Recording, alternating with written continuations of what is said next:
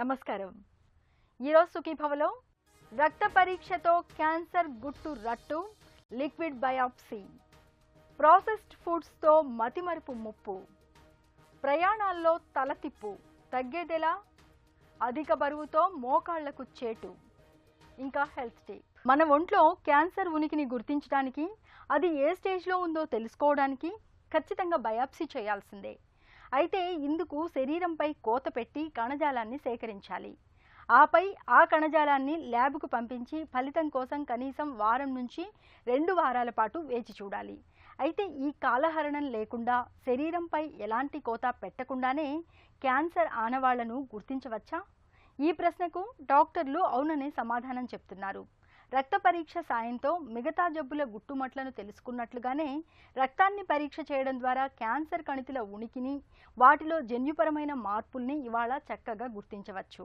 Liquid బయాప్సీగా పిలిచే ఈ ఆధునిక నిర్ధారణ పరీక్ష గురించిన పూర్తి వివరాల్ని ఇప్పుడు తెలుసుకుందాం.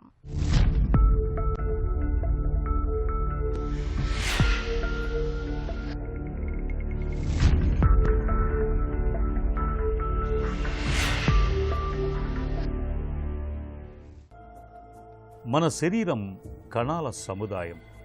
ఈ కణాలు పుట్టుకురావటం, వృద్ధి చెందటం, నశించిపోవటం అనేది ఒక క్రమ పద్ధతిలో జరుగుతుంది. అలా కాకుండా శరీరంలో ఏ భాగంలోని కణాలైనా ఆ క్రమం తప్పి అడ్డు అదుపు లేకుండా విపరీతంగా వృద్ధి చెందటం మొదలు పెడితే ఆ పరిస్థితినే క్యాన్సర్ అంటాం.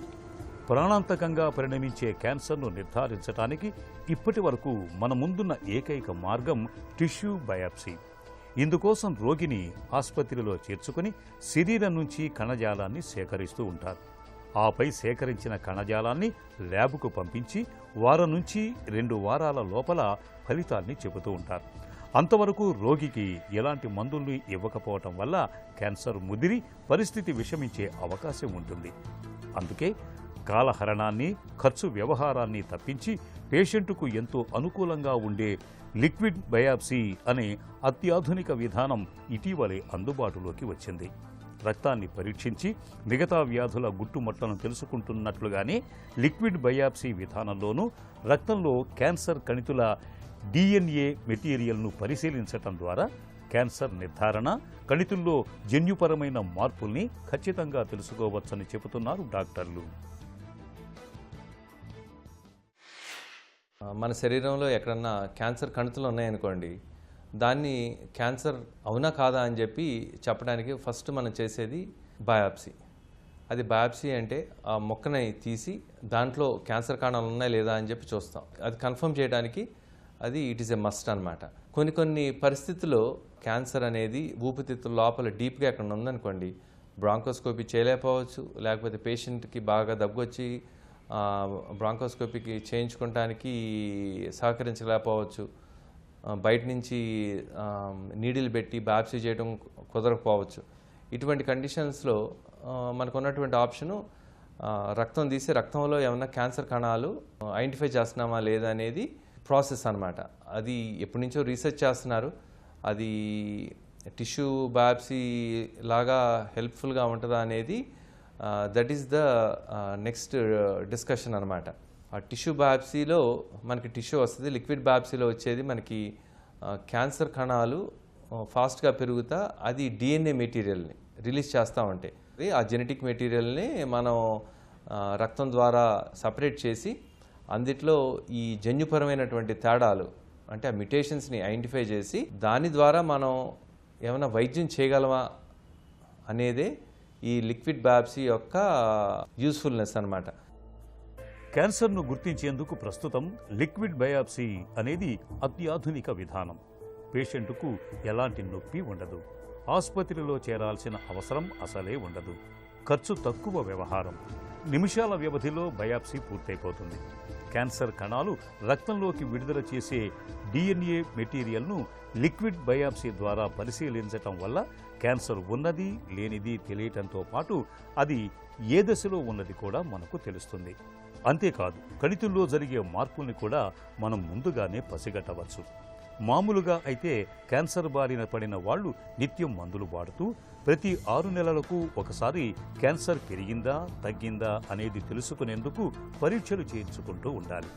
అదే లిక్విడ్ బయాప్సీ విధానంలో పరీక్ష చేస్తే జన్యుపరంగా జరుగుతున్న మార్పుల్ని ముందుగానే గుర్తించి దానికి తగ్గట్లుగా మందులను మార్చుకునే వెసులుబాటు మనకు లభిస్తుంది. పాశ్చాత్య దేశాల్లో అనేక క్యాన్సర్లకు మెరుగైన వైద్యం అందించడానికి తాజాగా లిక్విడ్ బయాప్సీ విధానాన్నే అనుసరిస్తున్నారని చెప్తున్నారు డాక్టర్లు. లిక్విడ్ బయాప్సీ అనేది విశిష్టత ఎందుకు వచ్చిందంటే ప్రాముఖ్యత, this is something that can be done very fast అనమాట. అంటే 2-3 రోజుల్లోనే మనం జన్యుపరమైనటువంటి తేడాలు తెలుసుకోవచ్చు. అందుకని ఇంపార్టెన్స్ అనేది వచ్చింది. అల్టిమేట్ రిజల్ట్ మనం చూసేది ఏంటంటే ఈ బయాప్సీ అయినా ఆ బయాప్సీ అయినా జెనెటిక్ మెటీరియల్ ఏమైనా అవైలబుల్గా ఉందా, అందులో ఏమైనా జన్యుపరమైన తేడాలు ఉన్నాయా, ఆ జన్యుపరమైన తేడాలు ఉంటే మనం ఏమన్నా టార్గెటెడ్ ట్రీట్మెంట్స్ అంటే ఏమైనా మందులు కానీ ఏమైనా వాడటానికి మనకి ఏమైనా హెల్ప్ఫుల్గా ఉందనేది ఈ బయాప్సీ వల్ల కానీ రొటీన్ బయాప్సీ వల్ల కానీ మనం ఆలోచించాల్సినటువంటిది. అలానే ఇంకొక అడ్వాంటేజ్ ఏంటి అంటే లిక్విడ్ బయాప్సీతో మనం వాడే మందులకి ఎఫెక్టివ్నెస్ ఎంత ఉంది అంటే ఈ టార్గెటెడ్ ట్రీట్మెంట్స్ అంటాం. లంగ్ క్యాన్సర్లో ఎర్లోటినిబ్ కానీ ఓసిమర్టినిబ్ ఇలాంటి డ్రగ్స్ అన్నీ కూడా మనం వాడుతూ ఉంటాం.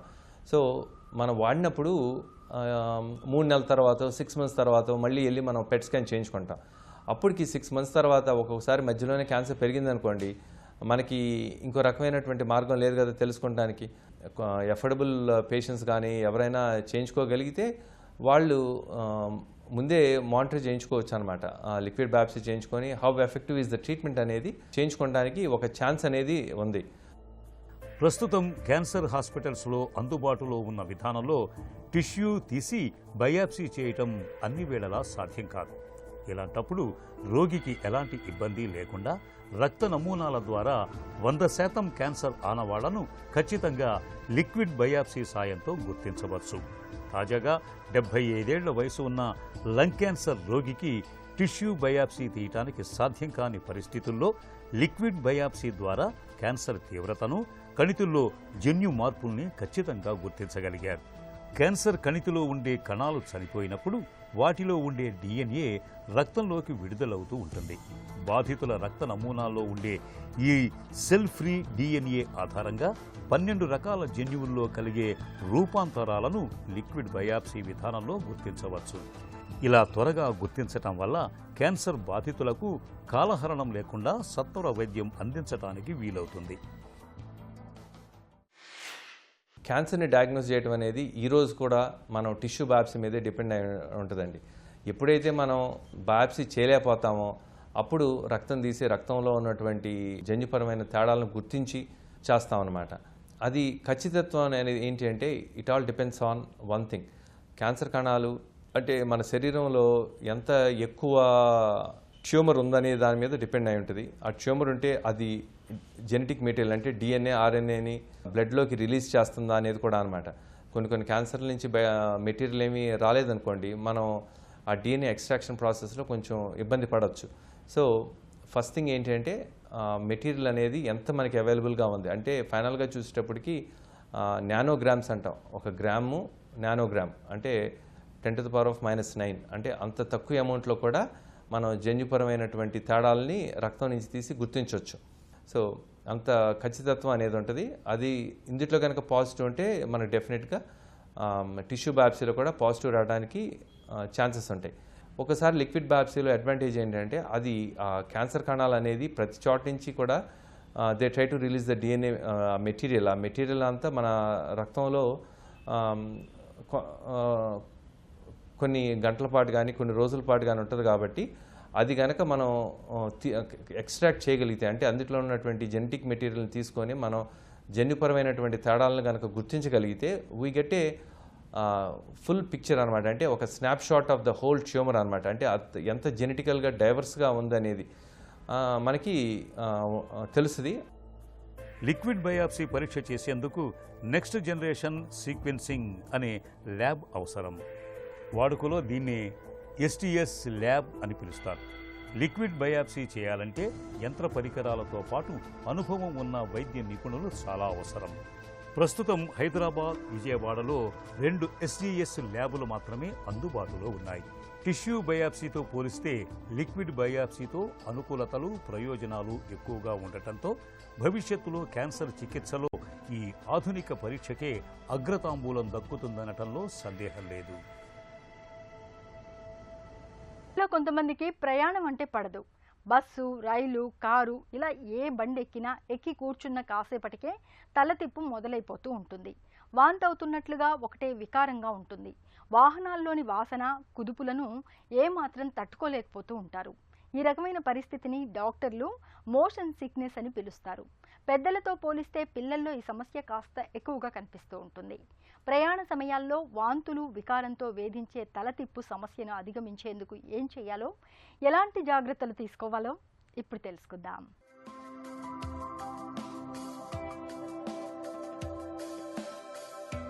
కొంతమందికి ప్రయాణాల్లో వాంతులనేవి పెద్ద సమస్యగా ఉంటాయి.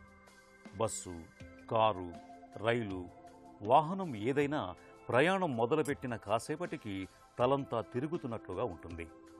వాంతి వచ్చేస్తున్నట్లుగా ఉంటూ వికారం మొదలవుతుంది. కాసేపటికి తట్టుకోలేక వాంతి చేసుకుంటారు. ప్రయాణాల్లో కొన్ని జాగ్రత్తలు తీసుకోవటం ద్వారా ఈ వాంతులు, వికారం సమస్యను అధిగమించవచ్చు. ప్రయాణాలు చేయటానికి ముందు, చేస్తున్నప్పుడు ఎక్కువ మొత్తంలో ఆహారం, ద్రవ పదార్థాల్ని తీసుకోకూడదు. నిమ్మకాయ వాసన చూడటం, అల్లంతో తయారు చేసిన స్వీట్లు అంటే అల్లం మురబ్బా వంటి వాటితో వికారం తగ్గుతుంది. బాగా వాసనల్ని వెదజల్లే ఆహార పదార్థాలకు దూరంగా ఉండాలి. ప్రయాణంలో కదలికలు తక్కువగా, సౌకర్యంగా ఉండేలా కూర్చోవాలి. ప్రయాణించే దిశకు వ్యతిరేక దిశలో కూర్చోవద్దు. వాంతుల సమస్య ఉండేవారు కారులో వెళుతున్నప్పుడు ముందు సీట్లో కూర్చోవాలి. ప్రయాణాల్లో పుస్తకం పట్టుకోవటం, పేపరు చదవటం చేయొద్దు. గాలి ఆడేందుకు వీలుగా కిటికీ అద్దాలు తెరిచిపెట్టుకోవటం మంచిది. సమస్య మరీ ఎక్కువగా ఉన్నప్పుడు వాంతులు అవ్వకుండా ఎవోమిన్ రకం యాంటీ ఎమిటిక్ మాత్రలు ప్రయాణానికి ముందే వేసుకోవచ్చు. అధిక బరువు అనేది ఇవాళ మన మోకాళ్లకు శాపంగా మారుతోంది. శరీర బరువు పెరుగుతున్న కొద్దీ మన మోకాళ్లపై భారం కూడా పెరుగుతూ పోతుంది. దీంతో అధిక బరువును మోయలేక మోకాళ్లలోని కీళ్లు వేగంగా అరిగిపోవడం మొదలవుతుంది. ఫలితంగా చిన్న వయసుకే మోకాళ్ల నొప్పులు మొదలైపోతూ ఉంటాయి. ఈ నేపథ్యంలో అధిక బరువు, స్థూలకాయం బారి నుంచి మోకాళ్లను కాపాడుకునేందుకు ఏం చేయాలో, బరువును వదిలించుకునేందుకు జీవనశైలి అలవాట్ల విషయంలో ఎలాంటి జాగ్రత్తలు తీసుకోవాలో డాక్టర్ని అడిగి ఇప్పుడు తెలుసుకుందాం.